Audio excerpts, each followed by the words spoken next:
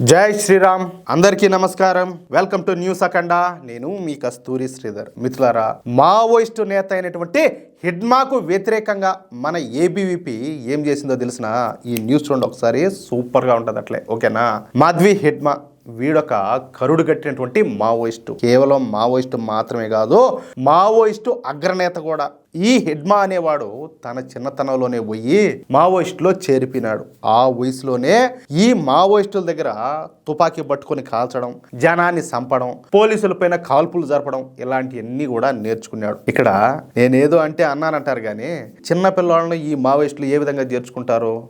మామూలుగా వీళ్ళు ఏదో అభ్యుదయ భావాలు కలిగిన వాళ్ళు అని చెప్పి మాట్లాడుకుంటా ఉంటారు కదా. మరి ఇట్లా చిన్న చిన్న పిల్లలందరూ ఎందుకు చేర్పించుకుంటారు అంటాలే? వాళ్ళ చేతి గన్నులు ఇచ్చి ఏ విధంగా శిక్షణ ఇస్తారు, వాళ్ళ చేత ఏ విధంగా హత్యలు చేస్తారు అంటాలే. అసలు ఈ మావోయిస్టు అగ్రనేతలకు మానవత్వం కానీ విచక్షణ అనేది కానీ ఏ మాత్రం కూడా ఉండదు. అందుకే ఇటువంటి చిన్నపిల్లలను కూడా వాళ్ళ అవసరాల కోసం, వాళ్ళ మనుగడ కోసం వాడుకుంటూ ఉంటారు. చిన్నపిల్లలను ఇన్ఫార్మర్లుగా మార్చుకొని వాళ్లకు లేనిపోని దురలవాట్లన్నీ కూడా నేర్పి వాళ్లకు బ్రెయిన్ వాష్ చేసి తమ దళాల్లోకి చేర్చుకుంటూ ఉంటారు. ఇకపోతే ఈ మాధ్వి హిడ్మా అనేవాడు కరుడు గట్టినటువంటి నక్సలైట్ కమాండర్. తల మీద ₹1 కోటి రివార్డు ఉన్నటువంటి ఎన్ఐఏకి మోస్ట్ వాంటెడ్ లిస్టులో ఉన్నటువంటి ఉగ్రవాది. 2010లో దంతెవాడ జిల్లాలో 76 మంది సిఆర్పిఎఫ్ జవాన్లను చుట్టుముట్టి వాళ్ళ ప్రాణాలు తీసినటువంటి నరహంతకుడు. ఒరిస్సాలోని మల్కాన్గిరి జిల్లా బరిమిలా రిజర్వాయర్ దగ్గర రాకెట్ లాంచర్లతో 38 మంది గ్రేహౌండ్ బలగాలను పొట్టన పెట్టుకున్నటువంటి నీచుడు. 2009లో ఛత్తీస్గఢ్లో ఇదే విధంగా 29 మంది పోలీసులు చంపినటువంటి నరరూప రాక్షసుడు. 2005 నుంచి 2024 మధ్య కాలంలో ఛత్తీస్గఢ్లో జరిగినటువంటి 20కి పైగా భయంకరమైనటువంటి దాడుల్లో ఇతని హస్తం ఉండాలి. అర్థమైందా? అసలు ఒక మనిషిని చంపే హక్కు ఈ హిడ్మా గాడికి ఎవరిచ్చినారంటాలే. వాళ్ళేమన్నా పెంచి పోషించినాడా? కానీ ఈ హిడ్మా గాడు మాత్రం మనుషులను చంపడమే తన జీవిత ధ్యేయంగా మార్చుకున్నాడు. అందుకే వేలాది మంది చావులకు కారణమైనాడు. ఇక్కడ ఒక మాట చెప్పాలా, నేను ఒక వీడియోలో చూసిన అంటానింది. అసలు అడవులేక పోలీసు వాళ్ళకి ఏం పని అండి? అడవులు ఏమన్నా మీ నాయనియా? మీ దొబ్బినోడు ఏమన్నా రాసిచ్చాడు అడవులు మీక?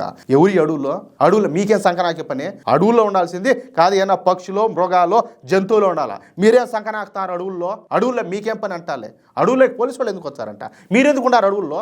ఎందుకున్నారు మీరు అంటాలే. ఇక్కడ నేను ఇంకో మాట చెప్తా. మామూలు ఓయమ్మ ఇక్కడ ప్రభుత్వాలంతా కూడా అడవులను కార్పొరేట్ కంపెనీలకు దారాదత్తం చేస్తున్నాయి, అడవుల్లో సంపదనంతా కూడా లూటీ చేసేటట్టున్నారు వీళ్ళంతా కూడా అని చెప్పి మాట్లాడుతూ ఉంటారు. కానీ ప్రతి ఒక్కరు కూడా ఒక విషయాన్ని అయితే తెలుసుకోవాలి. ప్రపంచంలో ఏవైతే రేర్ ఎర్త్ మినరల్స్ ఉంటాయో, అర్థమవుతుందా, వాటిలన్నింటినీ కూడా చైనా ఆయా దేశాలను వాళ్ళ కబంధ హస్తాల్లో పెట్టుకొని ఆ రేర్ ఎర్త్ మినరల్స్ అన్నింటినీ కూడా చైనాకు తరలించుకోబోతున్నారు. అలాగే చైనాలో ఉన్నటువంటి ఈ సహజ సంపదలను కూడా వాళ్ళు వాడుకొని ఈరోజు అమెరికానే శాసించే స్థాయికి ఎదిగినారు.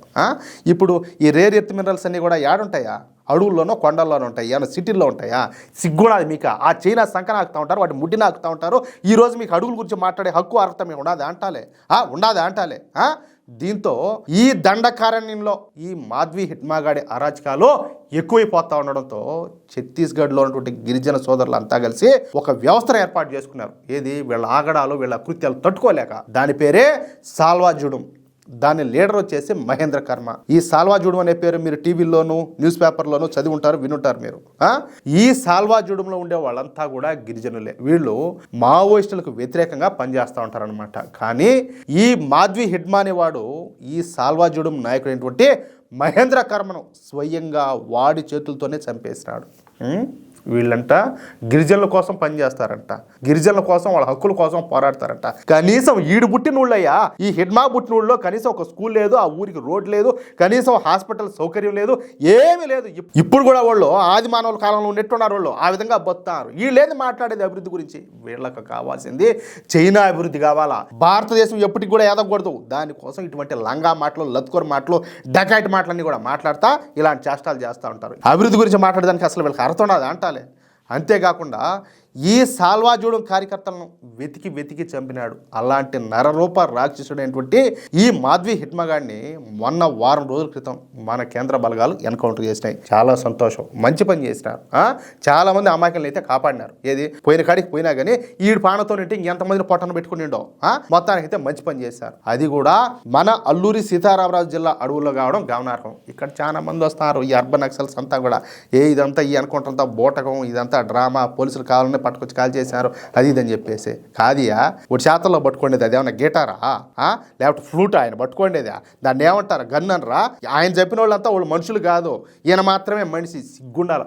నేను అమిత్ షా గారి కాళ్ళకు దండం పెట్టి చెప్తున్నా, ఎప్పుడైతే ఈ నక్సల్స్ అంతా కూడా క్లీన్ అయిపోతారో, మీరు ఒక డెడ్ లైన్ పెట్టున్నారు కదా మార్చి వరకు, అదంతా అయిపోయినాక మీ నెక్స్ట్ టార్గెట్ ఈ అర్బన్ నక్సల్స్ మీదనే ఉండాలి. నా రిక్వెస్ట్ ఇది. లేకపోతే చంపినవాడు వాడు ఏమన్నా కాదు, వాడు ఏమన్నా శాంతిదూత కూడా ఏం మాట్లాడుతున్నారో. అయితే ఈ మాధ్వి హిట్మాగాడికి మద్దతుగా కొన్ని బ్యాచ్లు రంగంలోకి దిగిపోయినాయి. వాళ్ళే చెప్పినా కదా అర్బన్ నక్సలైట్లు.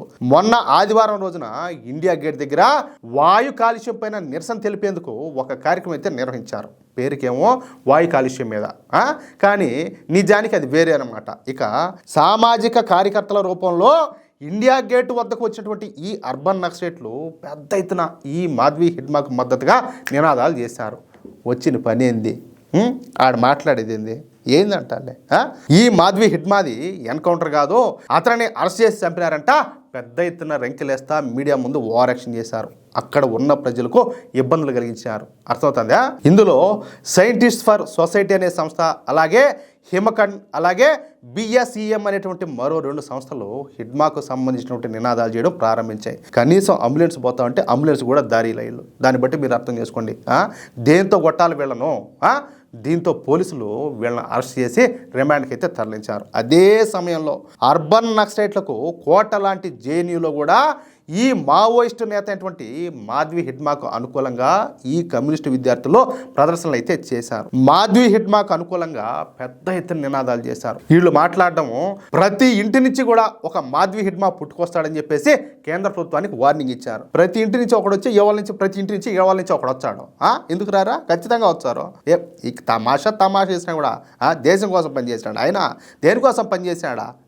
ఇలా బతుకులు ఎవరికి తెలియదు అనుకుంటారా? చైనా సంఖ్యలో నాకుతా ఈ దేశానికి వీళ్ళు ఎంత ద్రోహం చేస్తారో చాలా మంది ఇప్పటికి కూడా తెలుసుకోలేకున్నారు. వీళ్ళ మాటలు, వీళ్ళ డెకాయిట్ చేష్టాలు మొత్తం వాళ్ళని ఒక్కసారిగా పరిశీలిస్తే వీళ్ళ అసలు బుద్ధి, వాళ్ళ బండారం అంతా కూడా బయటపడిపోతుంది. ఈ అర్బన్ నక్సలైట్ల బండారం అంతా కూడా. దీంతో ఇక జాతీయ విద్యార్థి సంఘమైనటువంటి మన ఏబీవీపీ రంగం లేకి దిగింది. ఇక్కడ ఏబీవీపీ అంటే అఖిల భారత విద్యార్థి పరిషత్ అన్నమాట. ఇక ఈ జేఎన్యూలో ఉన్నటువంటి జాతీయవాద విద్యార్థులందరితో కలిసి పెద్ద ఎత్తున ఒక ర్యాలీని అయితే నిర్వహించారు.